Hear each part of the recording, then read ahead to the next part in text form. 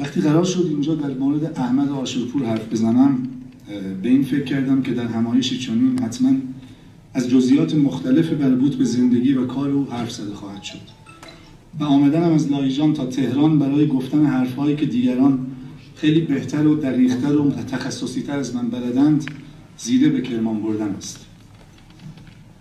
پس با خودم فکر کردم شاید بد نباشد به صورت فشرده و شتاب زده روی برخی نکات زیست اجتماعی این هنرمند تأکیدی کنم که به گمانم در زمانه حاضر گفتنشان ضرورت دارد. امشب وقت شما را خواهم گرفت تا با تأکید روی نکاتی از زندگی عاشورپور به این فکر کنیم که چه چیزی از این انسان برای امروز ما آموزنده و به کار بستنی است. و همینجا بگویم که نباید فراموش کرد که ترانه‌سرا و آهنگساز و نوازندگان بخش مهمتر یک اثر موسیقیایی را شکل می‌دهند و خواننده به عنوان یکی از اعضای این مجموعه البته جایگاهی بازنمایانه و پیش آهنگ و پررنگ به خود می‌گیرد و البته که عاشورپور در تهیه آهنگ‌هایی که خواند چیزی بیشتر از خواننده بود، اما به هر حال نباید فراموش کرد که وقتی از موسیقی عاشورپور می‌گوییم آن بخش مهمتر را از یاد نبرده و موضوع را به یک فرد تقلیل نداده باشیم. باری گرچه فرهنگ و هنر گیلان از دور و از بیرون شاید یک کلیت توپر و یک دست به نظر برسد و بازارگرمی‌های برندسازان در سالهای اخیر حتی این تصویر را رایج‌تر هم کرده باشد، اما این کلیت هم مثل هر چیز مادی دیگر در خود تضادهایی دارد و در مشاهده و مطالعه شخصیت اجتماعی عاشورپور میتوان بهتر از این تضادها شناخت به دست آورد و نگاهی نزدیکتر به فرهنگ در گیلان و کنشگران فرهنگی در ارتباط با زبان و ادبیات و موسیقی گیلکی انداخت و آن جور دیگر بودن را در این تضادها دید. عاشورپور کار مهمی کرد. او تبدیل به نماینده نوعی از موسیقی شد که از روز اول تولید با شرم و خجالت همولایتی‌ها از سوی و نگرانی و بدبینی ناسیونالیست‌های مرکزنشین و همیشه دلواپس از سوی دیگر روبرو شد. او در کار خودش تضادی را حمل می‌کرد که تا امروز ادامه یافته و حتی به شکل‌های جدیدی تکامل یافته. سالها بعد که آن نگرانی‌ها و دلواپسی‌ها به کمک گسترش و تقویت سنت کاملا غیر سیاسی گیلانشناسی کمی کاهش یافت، تضادهای جدیدی هم به ماجرا اضافه شد.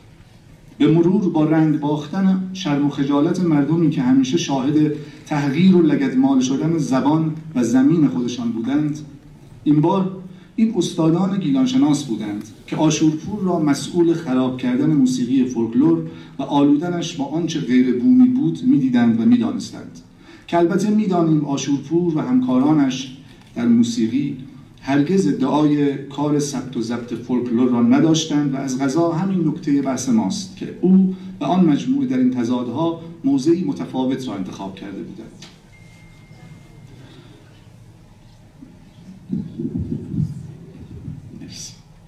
سنتگرایان بابت انجام ندادن وظیفه گریبان عاشورپور را رها نمی‌کنند که او ادعای انجام آن وظیفه را نداشته.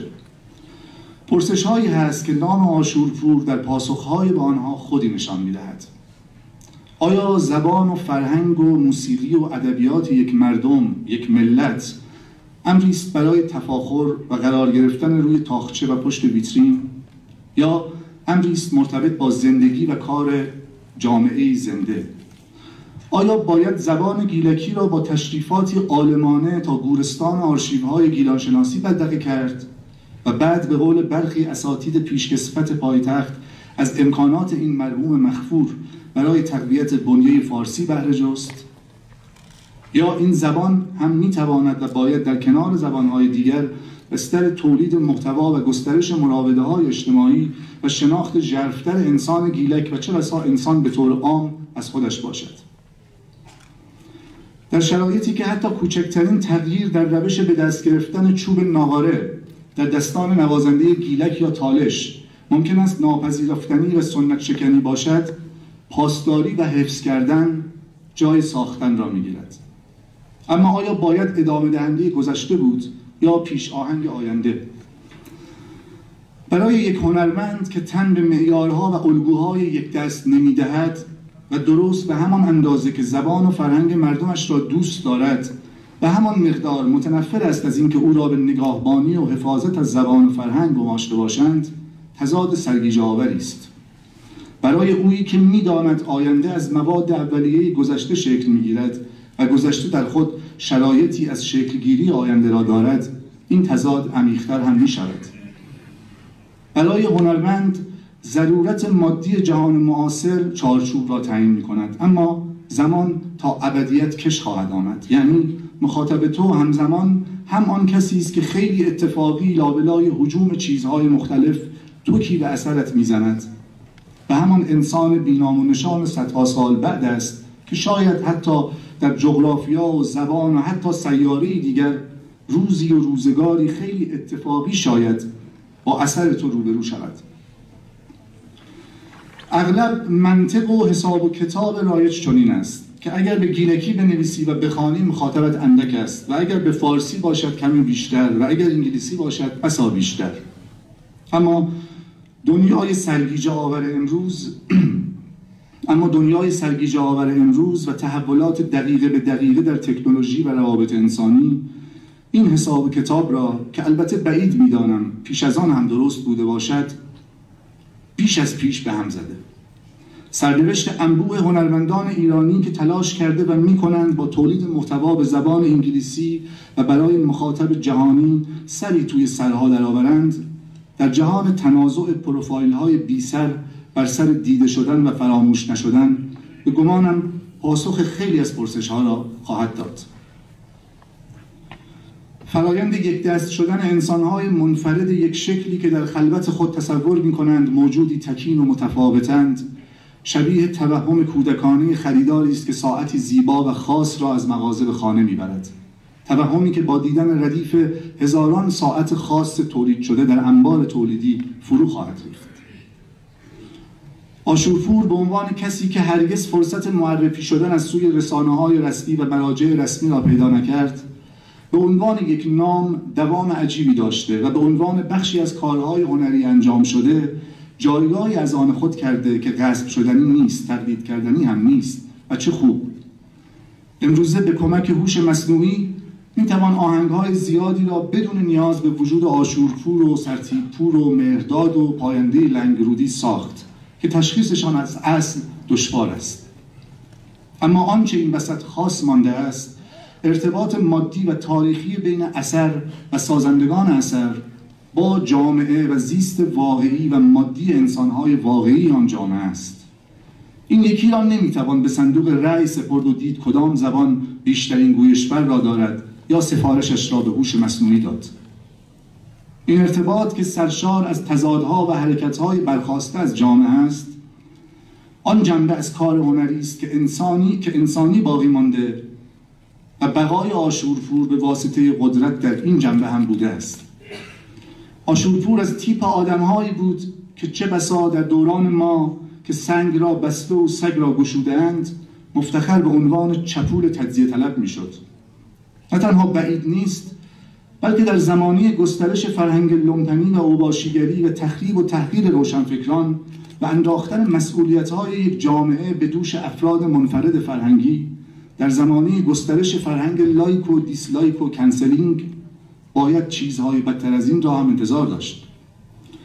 این رسم رایجی در کشور ماست که منتقدین محترم در بررسی سوابق هنرمندان اگر روابط حزبی یا کار خلاقی در خدمت اهداف سیاسی ببینند، کار را به نکوهش و درز گرفتن موضوع تمام کنند.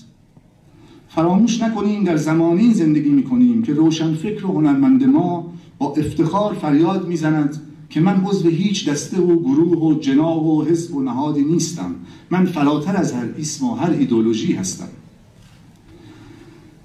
گرچه تشخیص این حقیقت که این فریاد و این ادعا چقدرش از ترس مکتسب باشد و چقدرش حاصل فردگرایی و مخالفت با نهاد و تشکل و جمع دست کم در این زمانه دشوار است.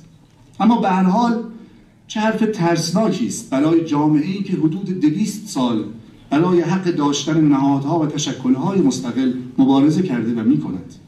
و به هر حال صابون این گونه نقدها به تن آشورپور هم خورده است. ولی به نظرم این هم از جنبه‌های پررنگ و ستایش برانگیز آشورپور است که فراتر از فردیت شکل یافته خویش به یک جمع، به یک نهاد سیاسی اجتماعی مدرن پیوست.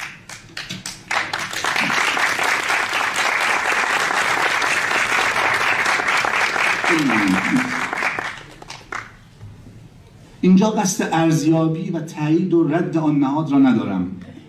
دوست دارم فقط روی همین موضوع تکیه کرده باشم که تنها انسانهای راستقامتی همچون آشورپور بودند که با جسارت و با فردیتی واقعی و تاریخی و نه برساخته رسانه و مصرف شخصی کالاهای فرهنگی مستقل از حکومتها به نهادی مدرن بپیوندند، در کار هنری پا به مسیری بگذارند که ما امروز با ثمراتش روبروییم و حتی در بزنگاه‌های تاریخی که به اختلاف نظر برسند بالغانه از همان نهاد دور شوند یا به آن نزدیک شوند. چه چیزی مدرن‌تر و انسانی‌تر و زیباتر از این؟ در این زمانه که از نانوا تا شاعر دوربین به دست محتوا می‌قابند و می‌سازند که بگذارند توی اینترنت بلکه ترند و جهانی شوند، شاید احمد آشورپور بودن یعنی اینکه محتوا بقاپی و بسازی که برسد به دست مردم شهرت، جوری که انگار روی آن امضا کرده باشی عزیز همزبانم، عزیز همتبارم، این برای توست، گور پدر لایک ها، گور پدر مخاطبان جهانی. دوستان من، در سالهای اخیر ظاهراً تعداد کسانی که دغدغه میهن و ملت خود را دارند رو به افزایش است. اما در این افزایش آنچه نمی‌بینیم درک درست و واقعی از تکثر و چندگونگی یک جامعه است. به نظر می‌رسد میهن و کشور و ملت در ذهن‌ها به چیزهای توپر و یک دست تبدیل شده و هر تفاوت و هر تضادی تهدید تلقی می‌شود. تیپ امثال احمد آشورپور و نسلی از هنرمندان و فرهنگیان مشابه او در این زمینه هم درس‌ها و ایده‌های خوب زیادی برای ما دارند. سالها پیش که از طرف مجله گیلوا به گفتگو با استاد بزرگمان منوچهر ستوده نشسته بودیم، در کنار آموزه‌های بسیاری که از استاد گرفتیم این را هم شنیدیم که گفت چه معنی دارد در این مملکت توی مجله‌ای چند صفحه به زبانی مطلب نوشته شود که من ایرانی نفهمم. با فروتنی فراوان در برابر خدمات سترگ و ماندنی آن استاد، این نگاه به زبانهای مختلف مردمان ایران اما نگاهی محدود و محصور در دنیای تنگ گذشته است و در مقابل آن نگاه امثال احمد آشورپور نگاهی است که امروز ما به آن نیاز داریم. نگاهی که رفت و برگشت میان امر بومی و امر جهانی نوع بشر را به صورت طیفی سیال از هویت‌های گوناگون می‌بیند، از غازیان انزلی تا گیلان، از گیلان تا ایران تا آسیا تا تمام ملت‌های جهان و نوع بشر. نگاهی که امر هویتی را در یک سطح مشخص منجمد و مجرد نمی‌کند و گیلکی و فارسی در چنین نگاهی ناچار به جنگ با هم نیستند بر سر بقا. نگاهی که ایمان دارد رها نکردن دست یکدیگر در غمها و شادیها و فاجعه‌ها و فقدانها نجات دهنده است، نه نادیده گرفتن و انکار تک تک اجزای این کل و تهدید انگاشتن هر فرایندی که در کنترل و باب طبع ما نیست. گرت هواست که معشوق نگسلد پیمان، نگاه دار سر رشته تا نگه دارد. خیلی ممنون.